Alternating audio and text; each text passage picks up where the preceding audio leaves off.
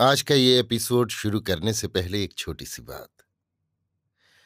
क्या आप भी अपना पॉडकास्ट बनाने की सोच रहे हैं? तो एंकर ट्राई कीजिए।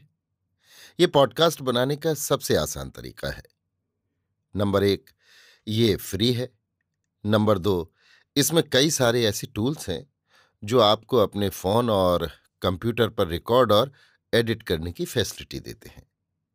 नंबर 3, आप अपने पॉडकास्ट को डिस्ट्रीब्यूट भी कर सकते हैं, जिससे इसे स्पॉटिफाई और दूसरे प्लेटफॉर्म पर सुना जा सके। तो डाउनलोड कीजिए फ्री एंकर ऐप या विजिट कीजिए anchor.fm पर अपना पॉडकास्ट स्टार्ट करने के लिए। ये तो थी एक छोटी सी जानकारी, और अब शुरू करते हैं एपिसोड का सिलसिला। तो आज के एपिसोड में लीजिए सुनिए मुंशी प्रेमचंद के लिखे उपन्यास वरदान का तीसरा भाग, नए पड़ोसियों से मेलजोल, मेरी यानी समीर गोस्वामी की आवाज में। मुंशी संजीवन लाल, जिन्होंने सुवामा का घर भाड़े पर लिया था, बड़े विचारशील मनुष्य थे। पहले एक प्रतिष्ठित पद पर नियुक्त थे, किंतु अपनी स्वतंत्र इच्छा के कारण अफसरों को प्रसन्न न रख सके।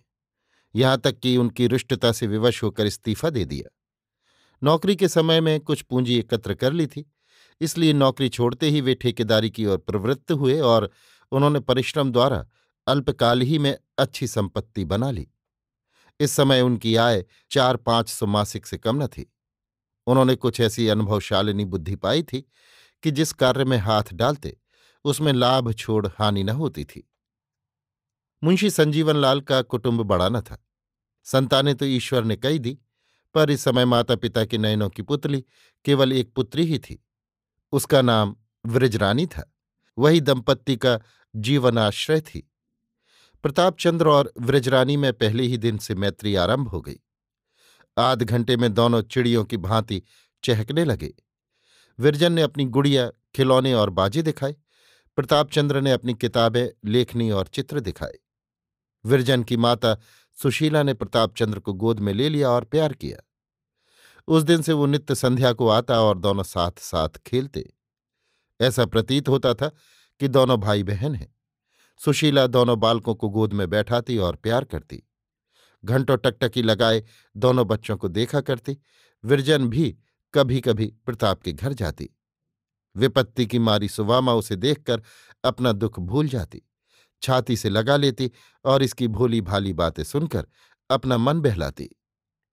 एक दिन मुंशी संजीवन लाल बाहर से आए तो क्या देखते हैं कि प्रताप और विरजन दोनों दफ्तर में कुर्सियों पर बैठे हैं।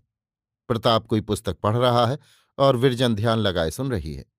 दोनों ने ज्यों ही मुंशी जी को देखा, उठ खड़े हुए। विरजन तो दौड़कर पिता की गोद में जा बैठी और प्रताप सिर नीचा करके एक ओर खड़ा हो गया। कैसा गुणवान बालक था। आयु अभी 8 वर्ष से अधिक न थी, परंतु लक्षण से भावी प्रतिभा झलक रही थी।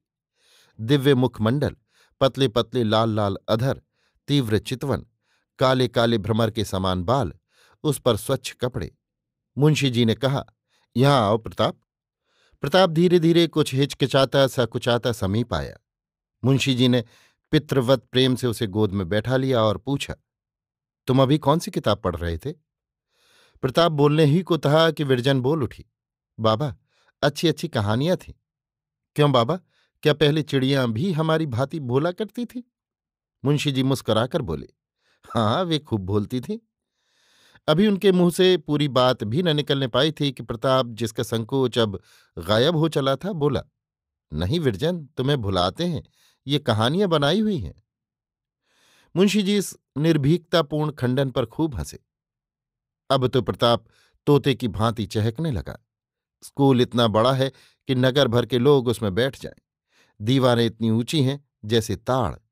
बलदेव प्रसाद ने जो गेंद में हिट लगाई तो वो आकाश में चला गया। बड़े मास्टर साहब की मेज पर हरी हरी बनात बिछी हुई है।